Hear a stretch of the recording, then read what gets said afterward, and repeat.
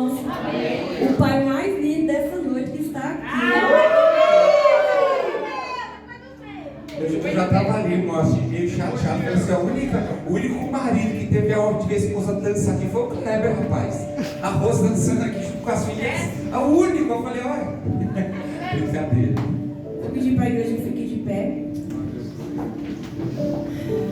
Senhor, nós já queremos te agradecer por tudo que recebemos nessa noite. Mas nós sabemos, Pai, que tem mais e mais para vir, Pai.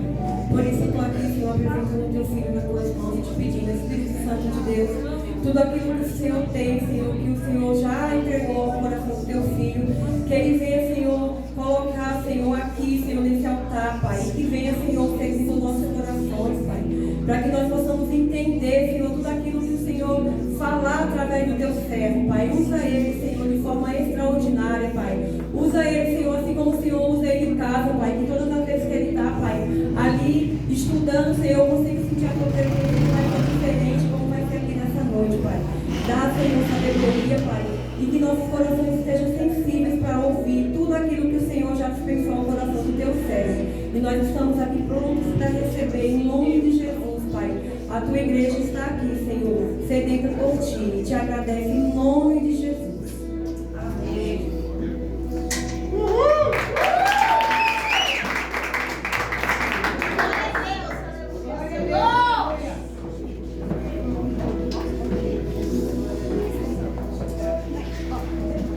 Glória a Deus. Graça e paz, irmãos. Amém. Vocês estão felizes com Jesus? Glória a Deus. Estamos felizes com conhecer Deus, com tudo que Ele vem fazendo.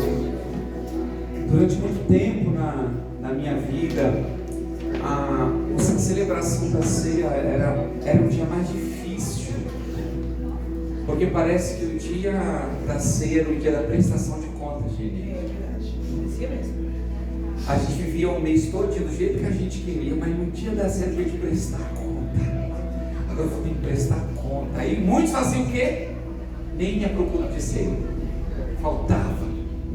Porque se deixasse de tomar ceia, alguém poderia olhar e falar, ô, fulano deixou de tomar ceia. Mas afinal de contas, a Bíblia não diz, examine-se, pois o homem é si mesmo, e assim, toma desse pão e beba desse cálice. Então, se você decidir nessa noite não tomar ceia, o problema é seu. Eu sei que eu não vou ficar sem tomar, amém? Eu também não. Nós temos que olhar isso com muita naturalidade, porque Paulo falou, examine-se, pois o homem é si mesmo. E se ele entender que ele não pode tomar ceia, é entre ele e Deus. A única coisa que eu como pastor, e como pastor, mas eu também tomamos cuidado, é se aquilo começar a se repetir, aí o bicho vai pegar do seu lado. Ele tem que colocar esse bicho para fora, que está te impedindo a tomar ceia. É verdade. Amém? Então, mas o culto de ceia precisa ser um culto de alegria, um culto de celebração. Sabe por quê? Porque o nosso Cristo morreu, mas Ele ressuscitou. Ele sofreu, mas Ele triunfou. Ele sangrou, Ele foi humilhado. Mas Deus deu a Ele um nome que está acima de todo nome. Então nós não podemos olhar para o nosso Jesus Cristo, coitadinho, que foi, não, Ele foi humilhado. Mas Deus deu uma autoridade sublime, tamanha e poderosa a Ele, amém? Mas não é isso que eu quero pregar nessa noite. Isso aqui é só um charminho daquilo que Deus falou agora no meu coração. É um motivo de alegria. Diga para a pessoa que está do seu lado, Deus tem uma palavra para você. Deus tem uma palavra para você. Olha no buticão dela e diz, Deus tem uma palavra para você. O tema da ministração nessa noite é não corra da cruz. Aleluia. Não corra, viu, Daniel? Aleluia. Não corra da cruz. O texto está em Lucas capítulo 9, versículo 23. Vamos ler com bastante alegria. Vamos entender o que Deus tem para falar conosco nesta noite. Diz assim, eu vou ler aqui para Lucas 9, 23. Evangelho segundo escreveu Lucas, Evangelho de Jesus segundo escreveu Lucas, capítulo 9, verso 23 em diante, tá? Vamos ler 23 ao 26. Jesus dizia a todos, se alguém quiser acompanhar-me, negue-se a si mesmo, tome diariamente, diga comigo, diariamente. Isso, melhor isso, fala diariamente. A sua cruz e siga-me. Bom, pode parar de repetir. Deixa eu continuar. Pois quem quiser salvar a sua vida, a perderá. Mas quem perder a sua vida por minha causa, este a salvará. Pois que adianta ao homem ganhar o mundo inteiro e perder-se ou destruir a si mesmo? Se alguém se envergonhar de mim e das minhas palavras, o Filho do Homem se envergonhará dele quando vier em sua glória e na glória do Pai e dos anjos, e dos santos anjos. Amém? Amém. Esse texto, irmãos, talvez, dentre tantos, mas talvez ele seja um dos textos mais conhecidos quando nós falamos de cruz, quando nós falamos de seguir a Jesus. Como bons cristãos que nós somos, eu acredito que cada um está carregando a sua cruz. Amém? Amém. Deixa eu ouvir pouco amém. Então tem gente sempre desanimar assim. Eu vou falar de novo. Eu acredito que como bons crentes, cada um está carregando a sua cruz. Amém? Amém. Aleluia, melhorou. Glória a Jesus. Mas eu quero te perguntar nesta noite, aonde está a sua cruz? Aonde está a sua cruz? Nós vamos entender isso, irmãos, que nós fazemos confusão. O que é a nossa cruz? O Senhor falou muito comigo, durante já, na realidade essa mensagem Deus falou comigo domingo, para ministrar ela domingo passado. Eu preparei ela e depois eu falei, não, mas nós temos um culto de sangue seguido, Senhor, a carta. E eu falei, vou esperar. Eu falei, posso esperar? Ele falou, pode. Então, aonde está a sua cruz? Está com você? Ou você já abandonou pelo caminho? Será que a gente abandonou nossa cruz? A gente pegou? Quando a gente aceitou a Jesus como Salvador, a gente tomou da cruz, começamos a carregar, e no meio do caminho a gente encostou ela em algum lugar e passou a caminhar sem a cruz. Vocês vão entender. Diga para alguém que está do seu lado, não corra da cruz. Não corra da cruz. Isso é sério. Fala aí, não corra da cruz. Isso é sério. De acordo com o texto que nós lemos, Jesus estava orando. Deixa eu trazer uma reflexão do que estava acontecendo, porque Jesus declarou isso. Jesus estava orando com seus discípulos, e neste tempo de oração, Jesus perguntou a eles: quem diz que eu sou? As pessoas estão dizendo o que a respeito de mim? Eles dizem, uns estão falando que o Senhor é o profeta, outros dizem que o Senhor é Elias, E aí Jesus muda a pergunta. Jesus diz aos discípulos: e vocês? Quem dizes que eu sou? Naquele momento, Pedro, extremamente ousado, ele rapidamente diz: tu és o Cristo, o Filho do Deus Altíssimo. E aí Jesus passa, irmãos, nesse momento de oração, nesse momento de diálogo, Jesus passa a argumentar e a falar com seus discípulos sobre o que iria acontecer com ele, já que ele era o Cristo, já que ele era o Filho de Deus, como eles haviam afirmado. Então Jesus fala que ele iria sofrer muito, que ele iria ser perseguido, que ele iria ser rejeitado, que ele iria ser morto, mas ele também iria ressuscitar. Há muitas particularidades quando a gente vai ler os três evangelhos, porque incrível que pareça, esse texto sobre levar a cruz não está no livro de João, está no livro de Mateus, de Marcos e de Lucas. Eu procurei ver se João falava de alguém pegar a cruz, deixar a cruz. Não, João não fala. A preocupação de João era outra, e hoje eu não vou perder aqui um tempinho explicando esse motivo, porque nós temos um outro horizonte, mas talvez no outro momento eu pregue falando por que João não fala do levar a cruz. Por que João não fala do negar-se a si mesmo? Tem um outro segredo, mas não é para hoje, tá bom? Fica para outro dia. Fica talvez almoçado para você estudar. Glória a Deus! Tá bom? Quero saber primeiro que o pastor, quem sabe você que pode pregar no meu lugar, né? Não, mas estudou, falou, achei, pastor. Então vou pregar, vem ministrar para nós. Mas esses três conduzem para uma grande responsabilidade. Os três falam de cruz, os três falam de renúncia, os três falam de negação, de renúncia. E esse papel fenomenal da gente não correr da cruz. Nós temos que correr para a cruz e não correr da cruz. E muitas vezes nós estamos correndo da cruz, nós estamos fugindo do nosso propósito, nós estamos fugindo daquilo que Deus nos chamou para ser, para fazer. E aqui, escuta, eu não estou falando de ministério. Estou falando que Deus te chamou para ser pastor. Pastor é ministério. Deus te chamou para ser missionário, evangelista, bispo, apóstolo. Isso tudo é ministério. Deus nos chamou para carregar a cruz. E carregar a cruz está muito além de um ministério, está muito além de 4 paredes, vai muito além de uma denominação, vai muito além. Jesus chama a multidão juntamente com seus discípulos, e aí ele diz: aquele que quer me seguir. Quantos querem seguir Jesus? Aleluia. Então é preciso pegar a cruz. Não dá para seguir Jesus sem a cruz. E Jesus afirma também: aquele que se diz meu seguidor deve ir ao encontro da cruz. Todos nós, melhor dizendo, sabemos que a cruz era um símbolo de maldição. A Bíblia diz: maldito é aquele que subir ou for colocado em madeira. Mas com Jesus tudo isso mudou, tudo foi diferente. Ele transformou aquilo que era maldição em bênção. Isso é poderoso. Deus é aquele que transforma maldição em bênção. O meu Jesus, o seu Jesus é aquele que transforma maldição em bênção. Eu vou repetir: o meu Jesus e o seu Jesus é aquele que transforma maldição em bênção.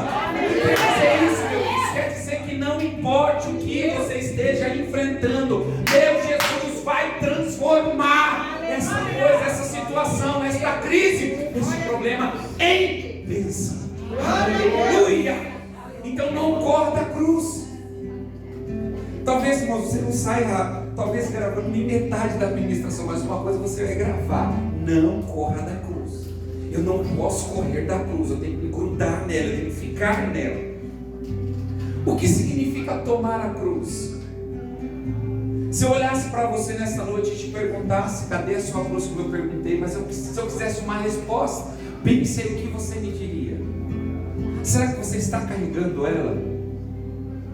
Será que você está com ela? Porque a gente às vezes acha, irmãos, que carregar na cruz é pesar. Preste bem atenção, mude no nome de Jesus hoje a sua mentalidade do que é carregar a cruz.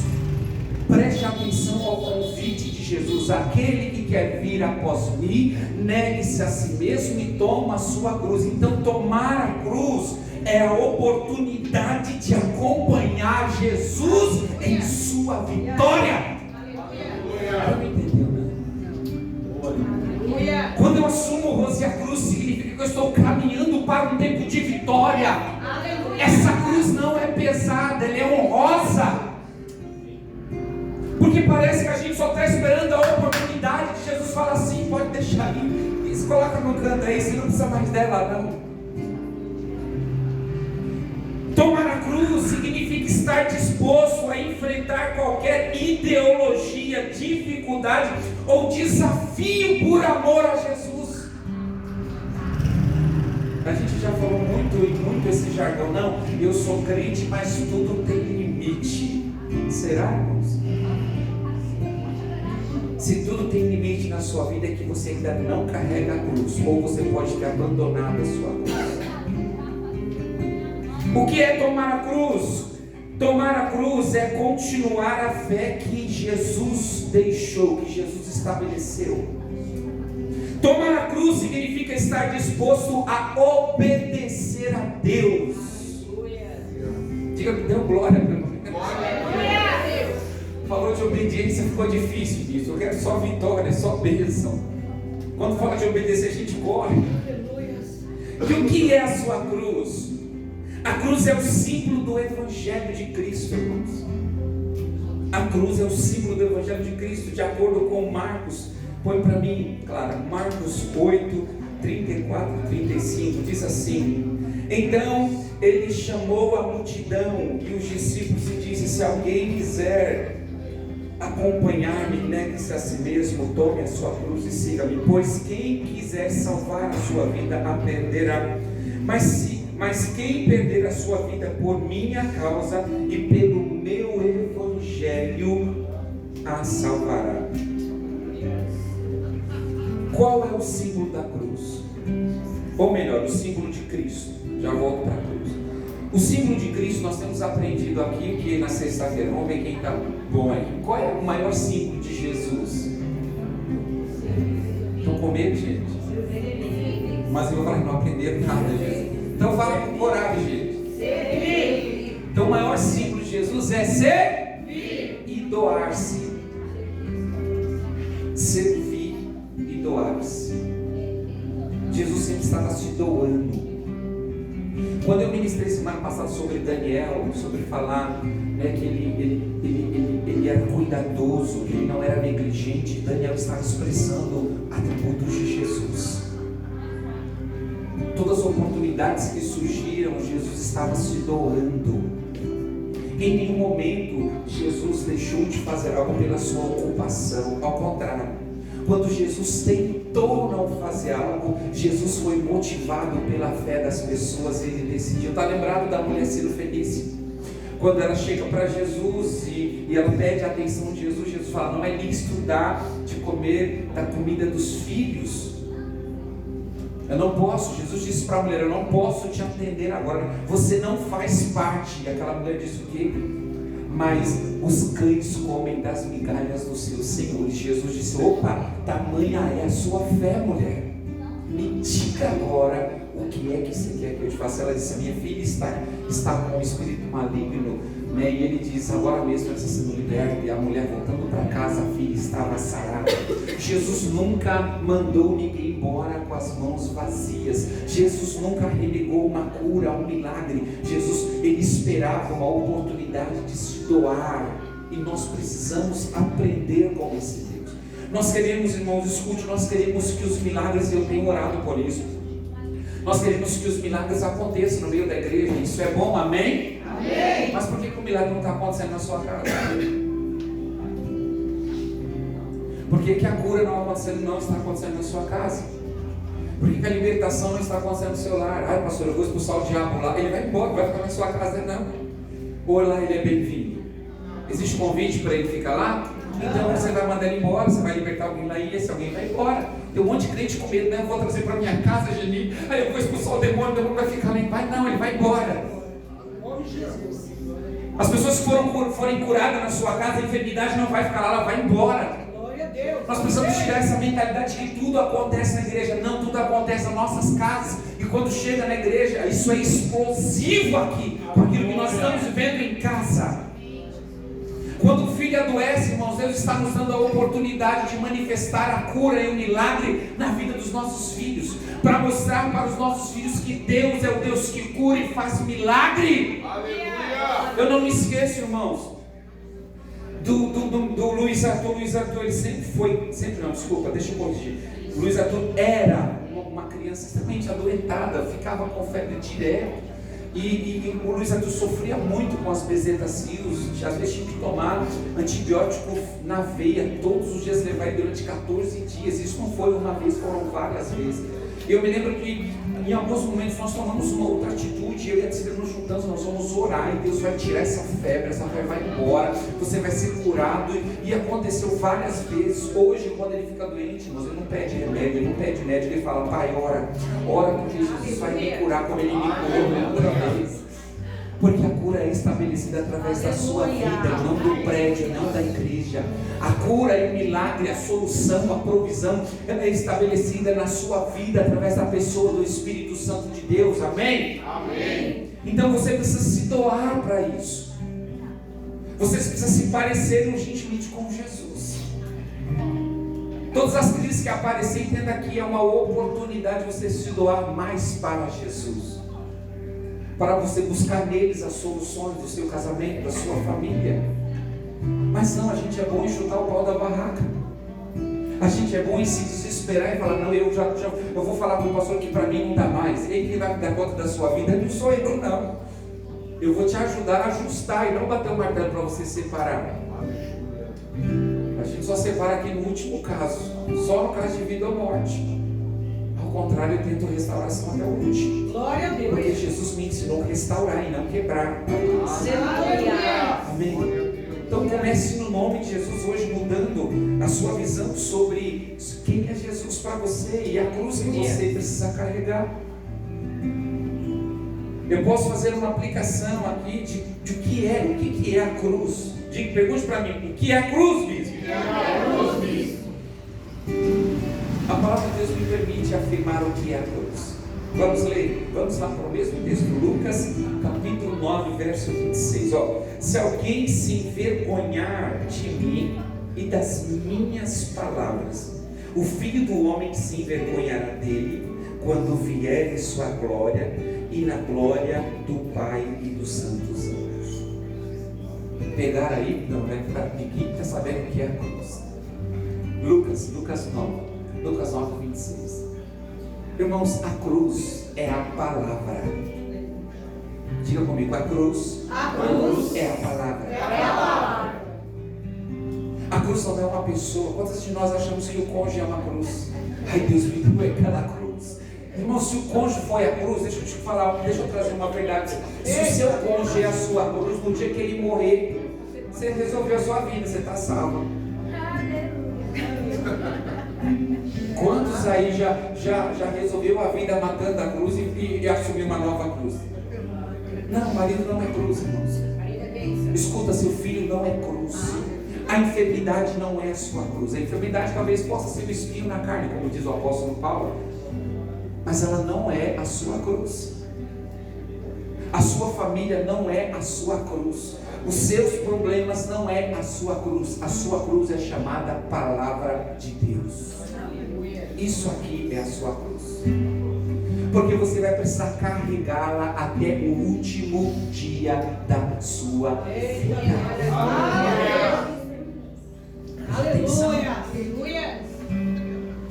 Esse texto no verso 6, ele é completamente contextual com essa realidade, porque ele está dando continuidade ao negar-se, ao tomar a cruz.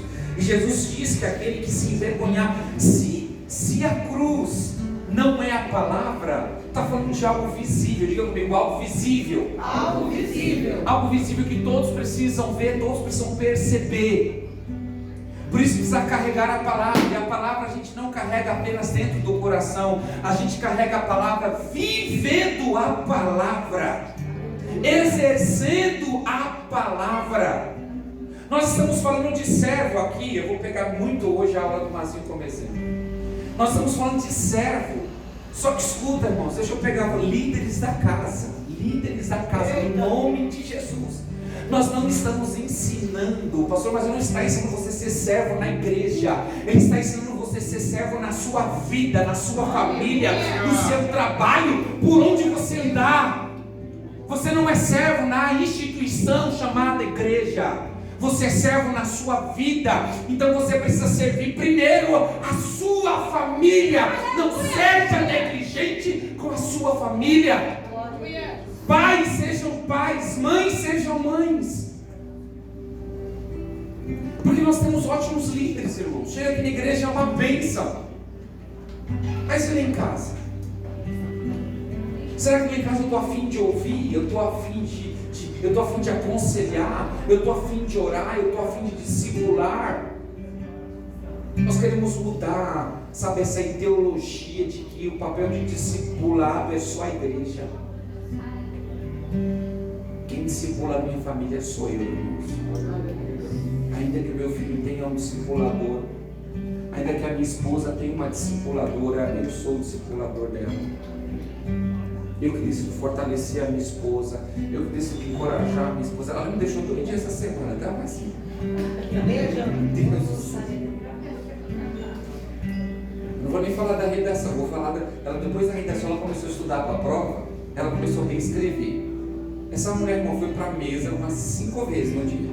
Ela foi para a mesa, olhou a apostila, copiou, aí foi fazer as coisas de casa. Daqui a pouco, quando eu olhei, ela estava na mesa copiando. Eu falei, você vai reescrever o que o Brasil escreveu? Ela, eu estou estudando para entrar na cabeça. E aí ela queria depois ler para mim, Marta, tudo que era. Eu falei, não, filha, não dá. Mas nós temos que encorajar. Nós não podemos, eu não podia. Ela falou, eu não sei fazer a redação. Eu falei, você sabe fazer a redação? Porque ela queria que eu falasse, faz para mim, faz não. Ela não pediu não. Mas eu sabia que se eu falasse, não, eu vou te ajudar. Não, eu vou ajudar você. Qual que é a sua dificuldade? bênçãos e promover nossos filhos a mesma coisa. Pais, no nome de Jesus, não limite o seu filho. Hoje é dia dos pais, hoje é dia da gente só festejar, mas hoje tem vara para a gente no céu. Não limite os vossos filhos. Empodere o seu filho. Diga que ele pode ir além, que ele pode fazer melhor. Aleluia! Olha os cadernos dele, fala, meu, esse caderno aqui tá uma porcaria, ajeita esse negócio aqui. Caderno todo desorganizado, todo dobrado, não. Vamos ajeitar, vamos fazer bonito, você pode fazer melhor. Dá uma olhada na letra dele e fala, meu filho, sua letra é linda, mas pode ficar mais bonita ainda. Porque o papai está quase entendendo, mas acho que a professora tem que vai instigando. Vai procurando algo para poder instigar os seus filhos, nossos filhos a crescerem. Porque não escuta, os meus filhos não vão levar para a eternidade, ou quando eu morrer não vão se lembrar do grande bispo que eu fui. Meu pai foi um grande irmão. Isso pode ser um problema dele falar assim, meu pai pode ser um grande pastor, mas só isso. Diga comigo, não corra da cruz. Não corra da cruz. Ao enfatizar, tome a cruz, trata-se de fato de que a vítima, preste atenção, a vítima da crucificação era obrigada a carregar a trave central até o lugar da execução. Jesus precisou carregar o seu madeiro até o lugar de ser executado. Já imaginou todo mundo crente carregando uma madeira nas costas 24 horas por dia? Não ia dar certo, né, irmãos? Jesus não está nos convidando a você tomar uma madeira. Jesus quer que você carregue a palavra dele, a verdade dele. Que a gente pare de buscar brechas para cometer pecado. Nós estamos com esse costume, irmãos. Quantas pessoas vêm me procurar dizendo, bispo, tinha uma dúvida. Quando vem falar de uma dúvida, eu falo, o texto tal, tal e tal diz assim. O que o senhor acha? Eu digo, o que o texto diz? O texto já diz. A gente busca brechas, irmãos, na palavra de Deus para permitir a nossa situação de pecado. Para a gente tentar enrolar as pessoas. Para a gente viver numa vida de mentira e de engano. Nós precisamos viver verdadeiramente a palavra de Deus. Se ela diz não, é não. Se ela diz sim, é sim. Amém? Amém. Então preste atenção. A trave central, ela tem uma definição muito importante. Ela diz que ela é a viga e é o elemento de estrutura. E o que é que traz estrutura à nossa vida? Não é louvor, não é dança, não é ministério, é só a palavra. Aleluia. Glória a Deus. A palavra que traz estrutura. A igreja está uma igreja doente, falha, porque não carrega a palavra, não conhece a palavra. Quantos de nós nunca lemos a palavra de Deus, irmãos? Nunca lemos de Gênesis a Apocalipse. A gente nunca conhece uma história na sua totalidade. Nós não carregamos a palavra. Jesus está dizendo, carrega a minha verdade. Aquele que se envergonhar da minha palavra, eu me envergonharei dele. Hoje tem muitas pessoas que nem carregam mais a Bíblia porque está com medo de ser acusado e apontado como homofóbico. Aquele é crente. Essa é a nossa cruz. Diga comigo, não corra da cruz. Não corra da cruz. A palavra de Deus é o seu evangelho, é a sua verdade. Ela é o elemento de estrutura na minha e na sua vida. Por isso que com muita sabedoria eu afirmo que Deus requer de nós uma vida onde carregamos visivelmente a sua palavra. Algumas pessoas vão ver se você é crente por tudo em você, não é pelo tempo de celebração de culto. Não é 2 horas de culto. Essa é a sua vida. Traz o significado do evangelho. Se lá no seu trabalho você é um crente, se lá na sua casa você é uma crente, é um crente em Cristo Jesus. Se homens cuidam das suas mulheres, se mulheres honram os seus maridos, pessoa para nós, né?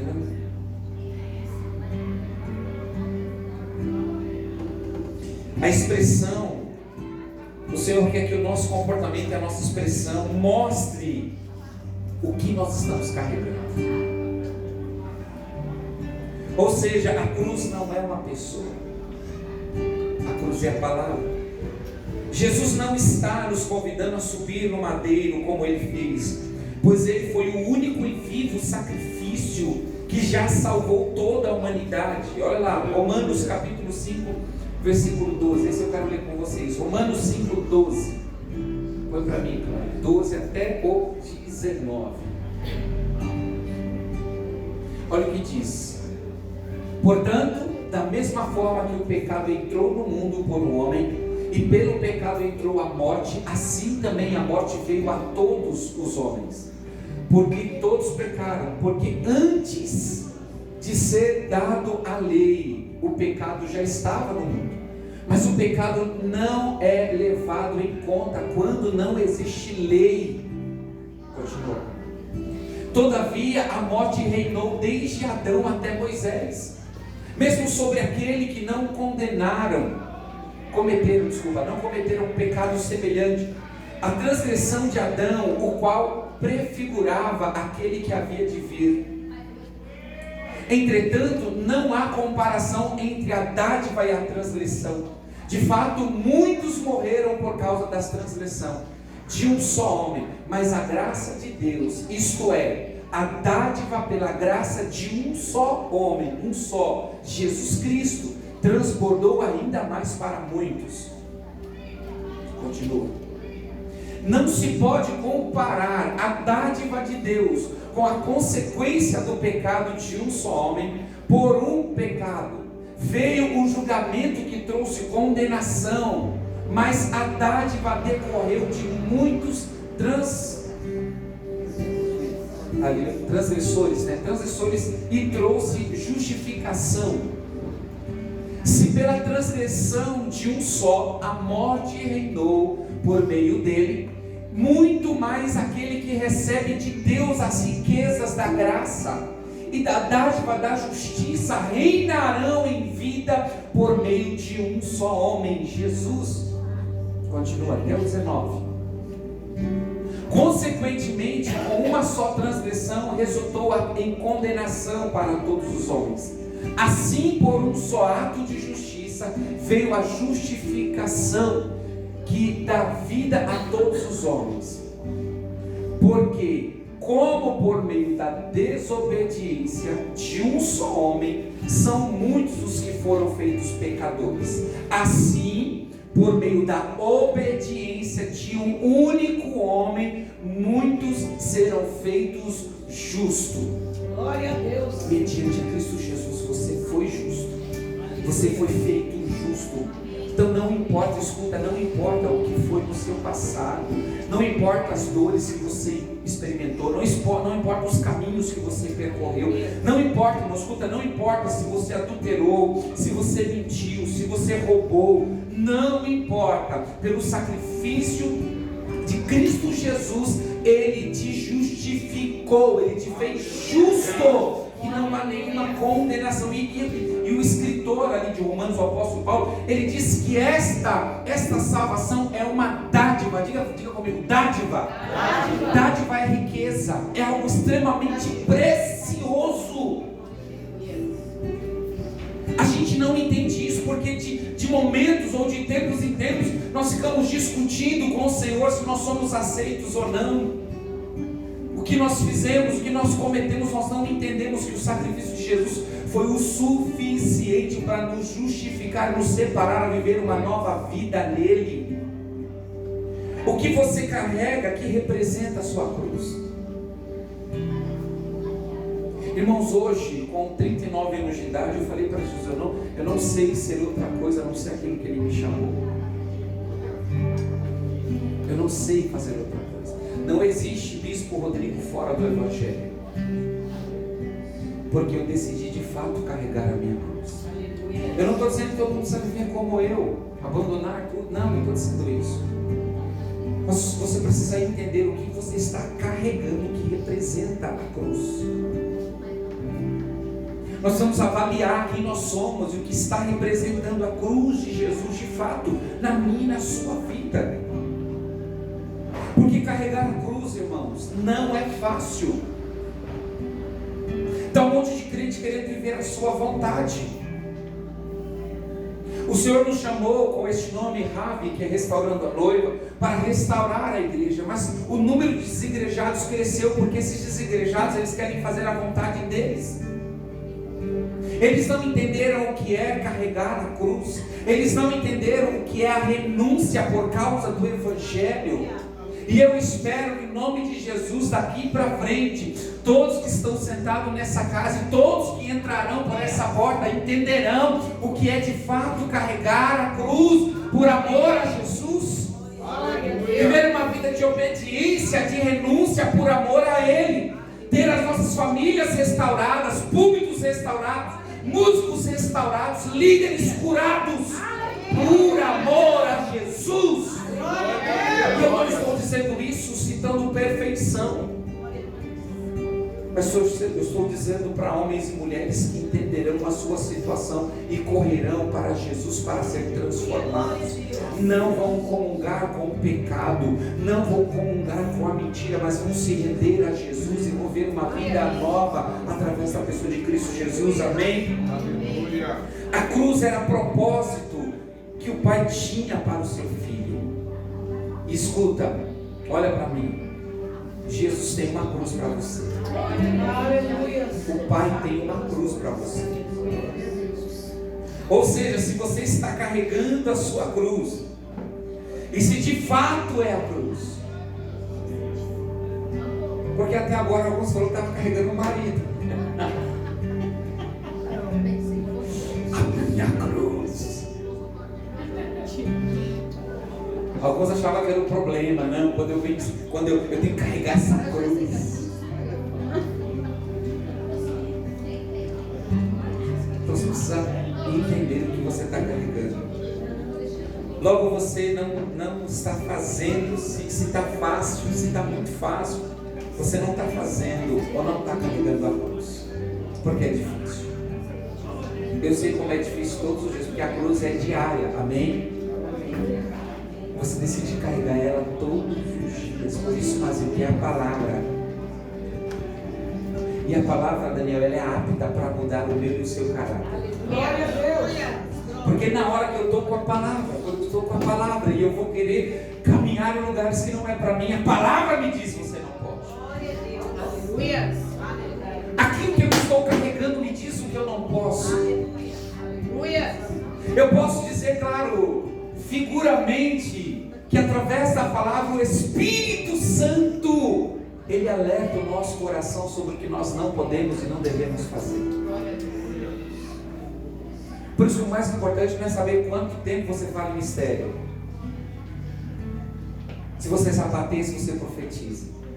O mais importante é saber se você carrega a cruz. Porque quem carrega a cruz não se envergonha de Jesus.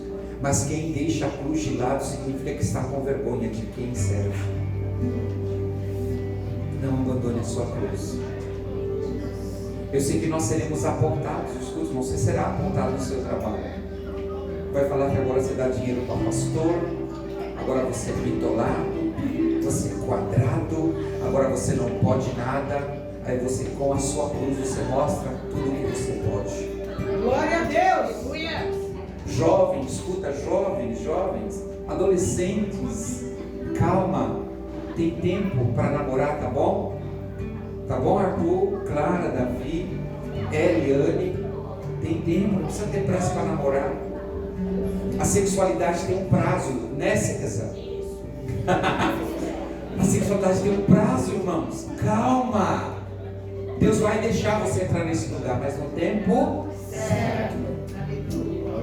Aleluia. Não troque a cruz por um momento de prazer.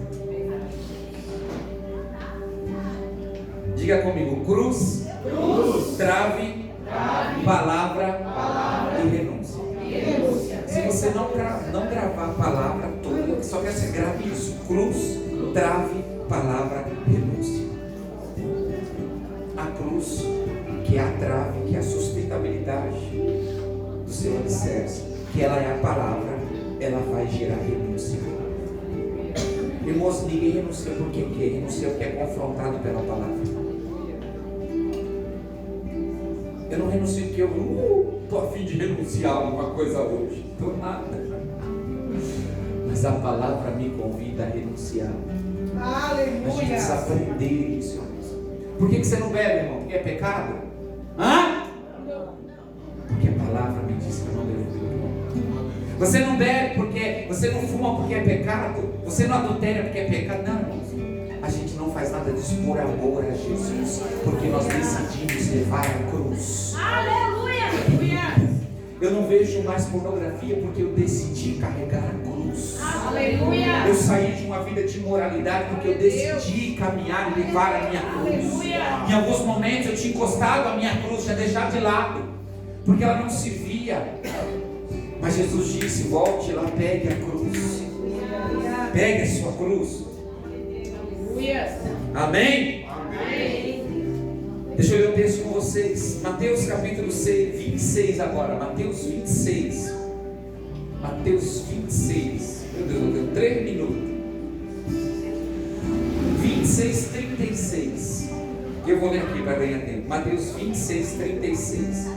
Diz assim: então Jesus foi com seus discípulos para um lugar chamado Getsemane. Ele disse: sente-se aqui enquanto eu vou ali orar. Levando consigo Pedro e os 2 filhos de Zebedeu, começou a entristecer-se e angustiar-se. E disse-lhe então: a minha alma está profundamente triste, numa tristeza mortal. Fiquem aqui e vigiem comigo. Indo um pouco mais adiante, prostrou-se com o rosto em terra e orou: meu pai, se for possível, afasta de mim esse cálice, contudo, não seja feita o que eu quero, mas sim como tu queres. Por 3 vezes, irmãos, Jesus pede para o Pai afastar aquele cálice. Aquele cálice era a cruz, aquele cálice era a morte. Jesus precisava obedecer ao Pai. Mateus e Marcos, eles aprofundam dizendo que Jesus tinha uma profunda tristeza, e uma tristeza mortal. Lucas, no capítulo 22, versículo 44, ele faz uma afirmação diferente. Ele afirma que Jesus estava angustiado e ele orou. Olha só, Jesus angustiado, ele orou ainda mais intensamente. Quando você está tristinho, quando você está angustiado, você faz o quê? Eu como chocolate. Eu vou dormir. Ah não, quando eu estou assim angustiado, eu estou bad, eu quero ir lá no shopping gastar. Tudo lugar errado. Aí depois eu falo assim: bispo, eu não tenho dinheiro agora. E agora que eu devoro agora você. Você está devorando tudo, você não está sabendo administrar, você está colocando as emoções no lugar errado. Não se trata de angústia com cartão de crédito, irmãos. Angústia se trata no joelho, com oração, falando com Deus. Amém? Amém. Está angustiado, não é para você ligar para a irmã e falar: irmã, ora por mim, porque hoje eu não estou muito bem. Jesus foi orar para o Pai intensamente. Aleluia. O que é orar intensamente? Intensamente, irmãos. Será que vai ficar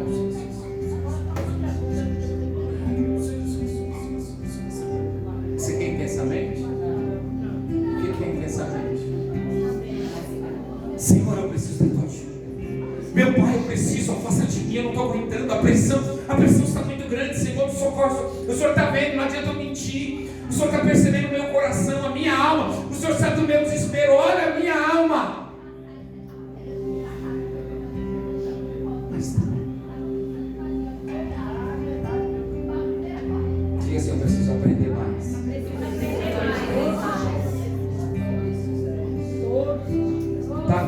Tá ruim lá em casa com o cônjuge, tá, mulheres? Não responda assim.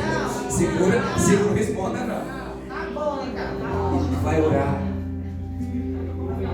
Vira para Jesus e fala assim: Deus, essa é a minha cabeça. Essa cabeça está doida. Está bagunçada.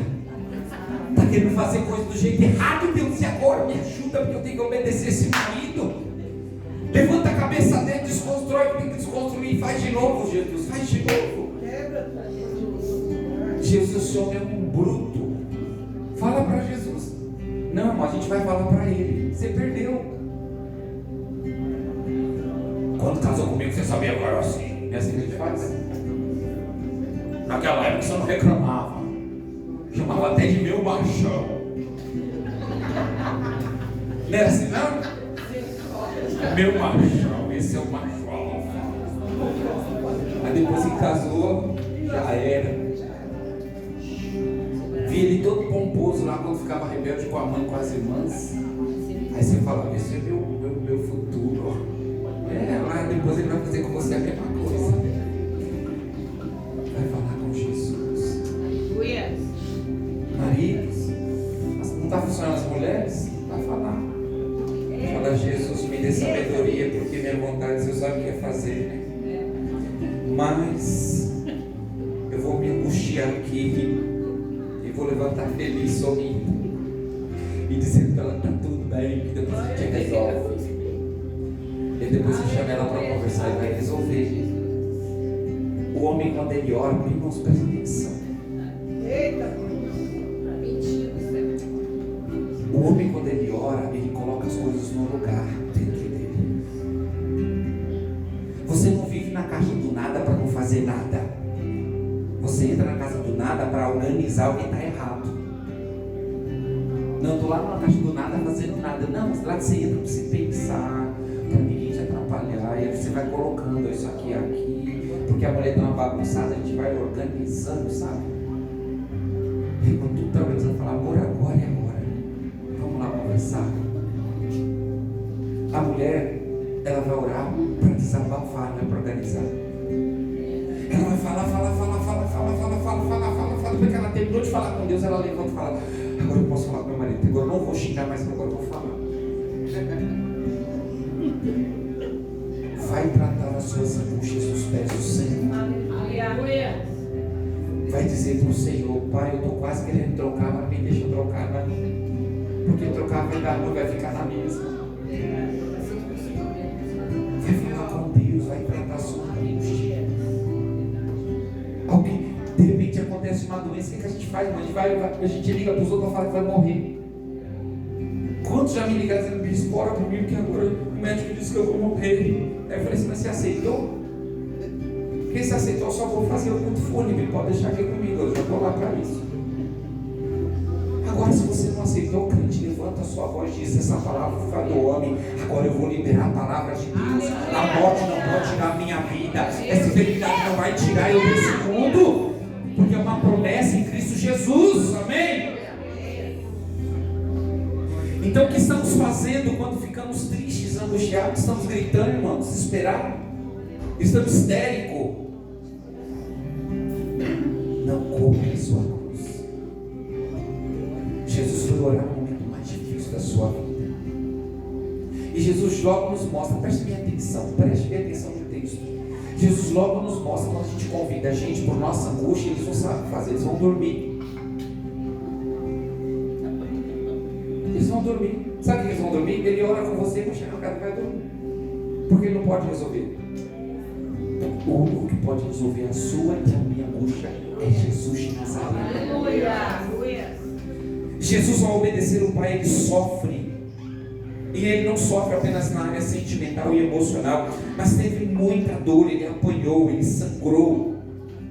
Ele foi rejeitado, foi esquecido, mas chegou com a sua trave até a cruz. Ou seja, ele chegou até o fim. Jesus levou o que ele acreditava até a cruz, até a sua morte. E o que Jesus acreditava, irmãos? Jesus acreditava que ele precisava morrer, ainda que ele não quisesse. Jesus acreditava que tudo que o Pai havia falado iria acontecer, que ele precisava morrer para que ele pudesse salvar toda a humanidade.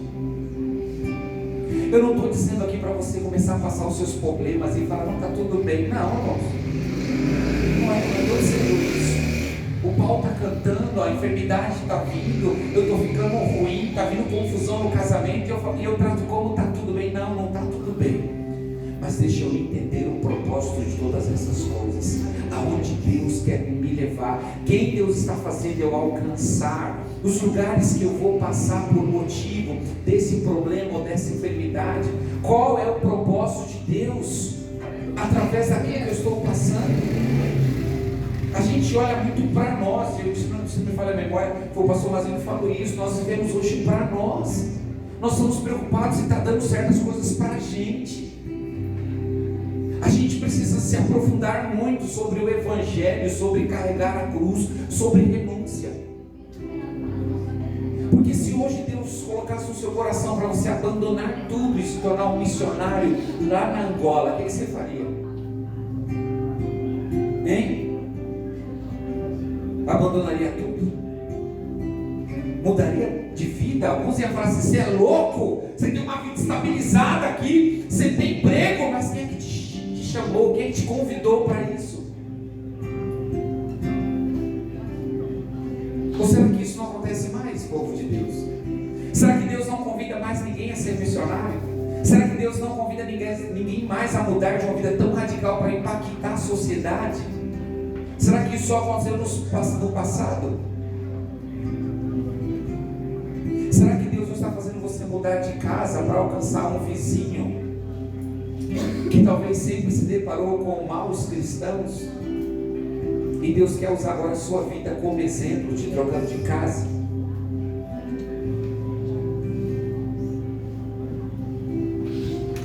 Eu vejo alguém pensar assim: chega de mudança, Senhor. Chega de mudança.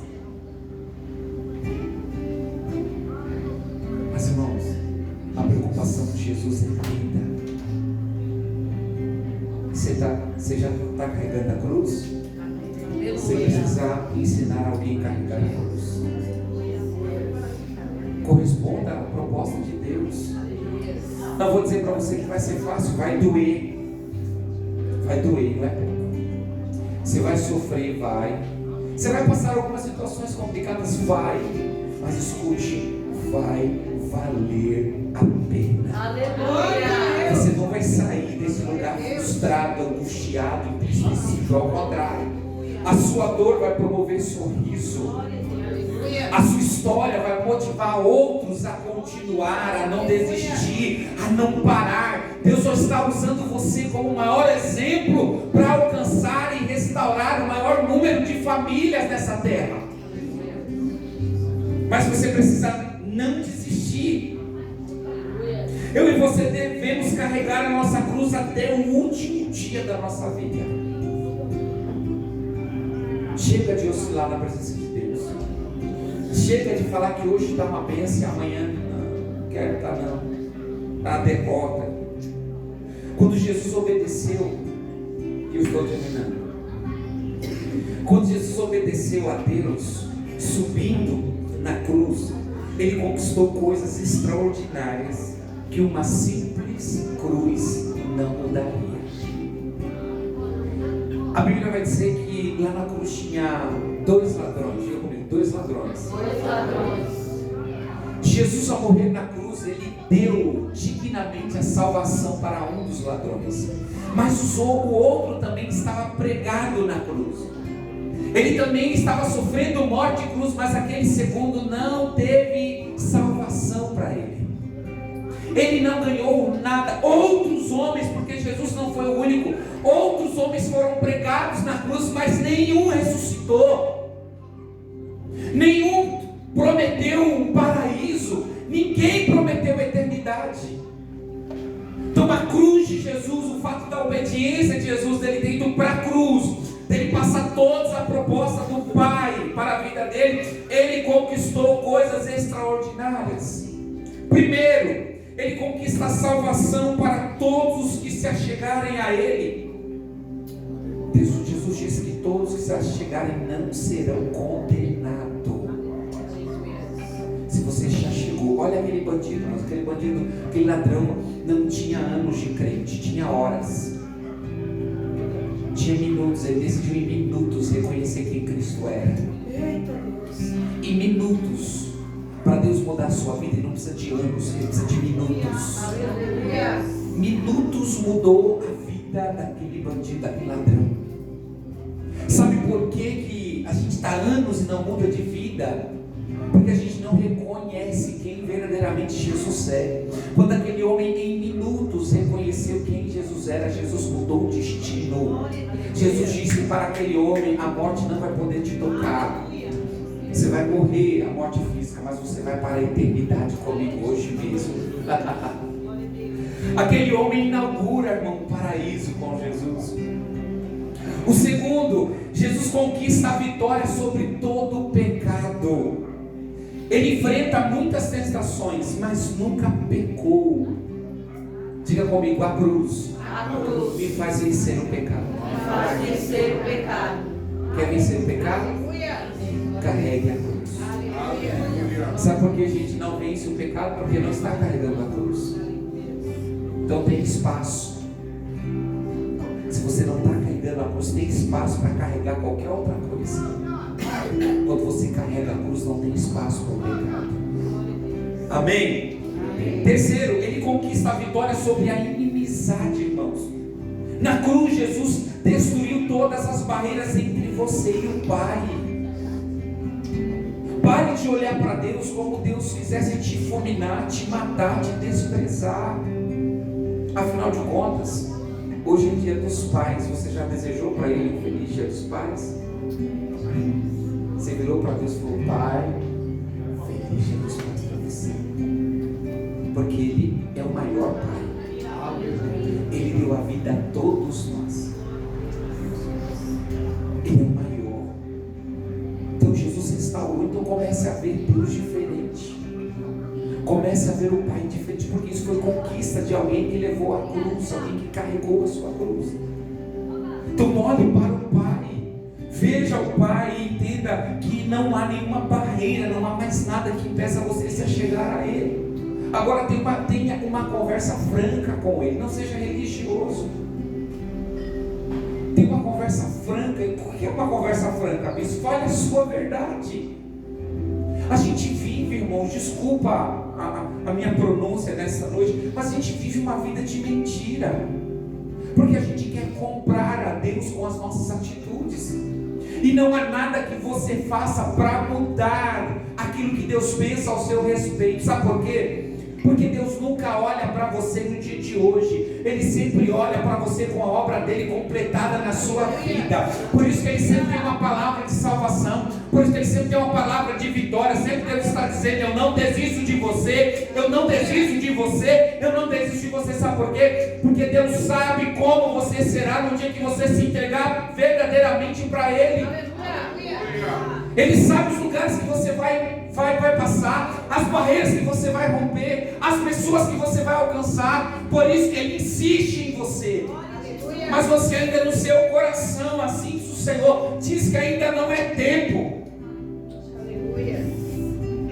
Há tantas confusões na sua cabeça. Mas hoje Deus está te convidando a carregar a cruz. Eu não estou dizendo para você carregar a igreja rave no seu peito. Eu estou te convidando nesta noite, pela palavra de Cristo Jesus, carregue a sua cruz.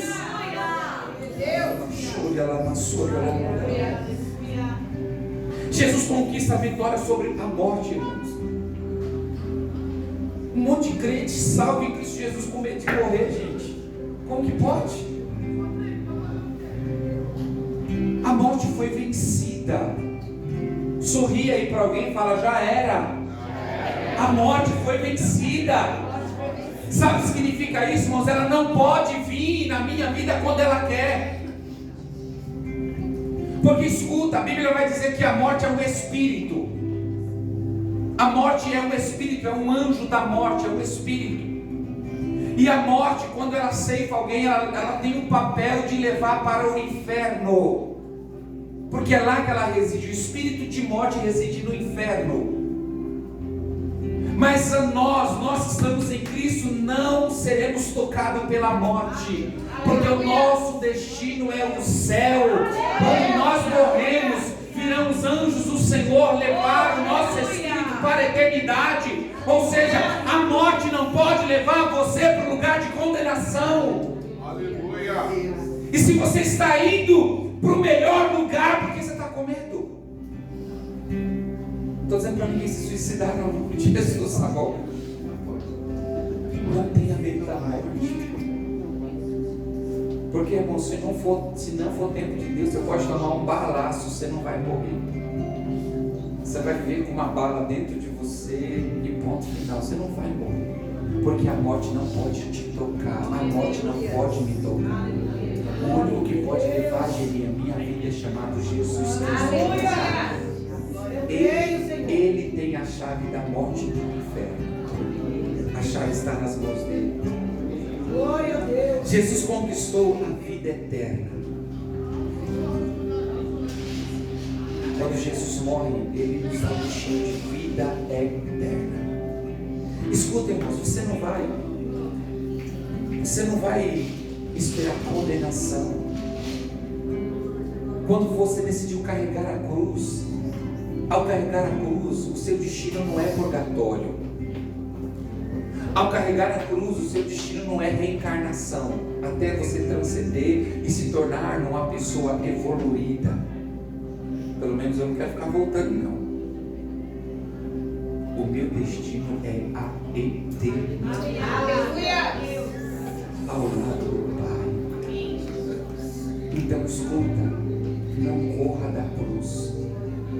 Carregue o nome de Jesus a partir de hoje. Carregue a sua cruz. Não volte atrás. Não abra mão, ainda que os problemas, que as adversidades se levantem. Não corra da cruz. Permaneça no mesmo lugar, confiante em Deus. Não se desespere, escuta, não desespere o seu coração. O grande problema é que a gente está correndo da cruz.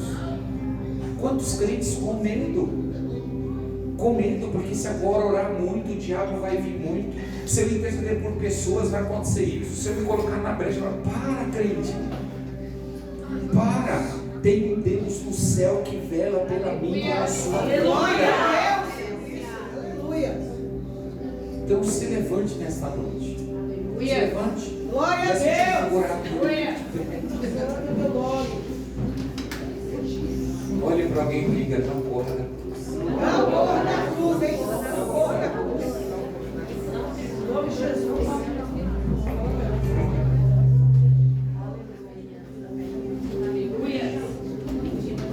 Antes de eu passar para o pastor Mazinho, eu quero orar por você. Eu quero que você pense aí no seu coração e troque a sua cruz hoje. Porque eu sei, como já foi dito aqui, para alguns a cruz era o marido, era a esposa, a cruz era o filho, a cruz era um problema. Se sua cruz é um problema, você está lascado.